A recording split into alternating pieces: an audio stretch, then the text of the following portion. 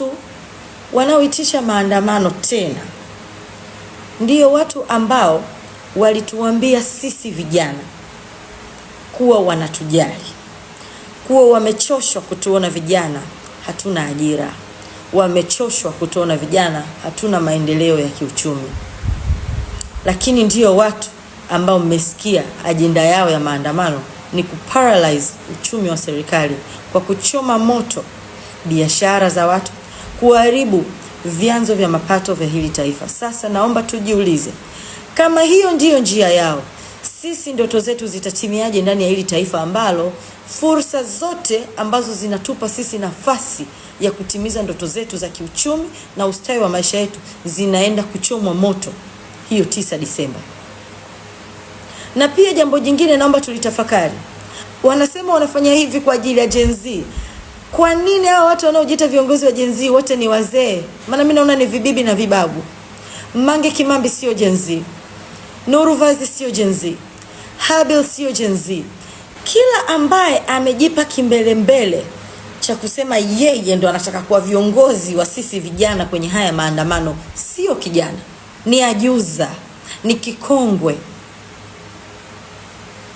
Na hata hao ambao bado wanajiona vijana, ambao wanasema wanataka kuongelea maslahi yetu, hawako hapa.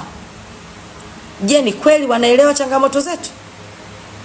Na kama kweli wanazielewa, je, wanazielewa na wanajiandaa kutupa utatuzi sahihi, au wanazielewa kwa hiyo wanazitumia kwa ajili ya maslahi yao?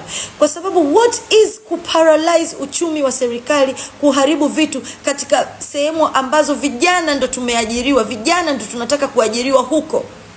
Vijana ambao hatuna ajira tunataka kuajiriwa sehemu zipi? Hizo ambazo wao wanapanga kuja kuzichoma moto. Alafu wanakuja wanasema eti wanafanya hivyo kwa ajili ya Gen Z. Jambo la tatu ambalo tunatakiwa pia tulitazame na tusilichukulie poa. Mpaka sasa hatufahamu kikao chochote kilichofanyika hapa nchini kukusanya maoni ya vijana, ili walau tuone kwamba kweli haya maandamano yanatuhusu kwa sababu tumeshirikishwa. Lakini tunaona matamko tu na barua mtandaoni, tena zinaandikwa kabisa eti vijana wa kanda ya kaskazini, eti vijana wa Tanzania wanamwandikia barua papa. Vijana gani? Yaani hawa maajuza na vikongwe wanaandika barua alafu wanasema zimeandikwa na vijana. Kwanza wao ni vijana? Na hayo maandiko yao walioyaweka humo, hiyo content amewapa nani? Maana sisi vijana bado hatujashirikishwa kwenye lolote.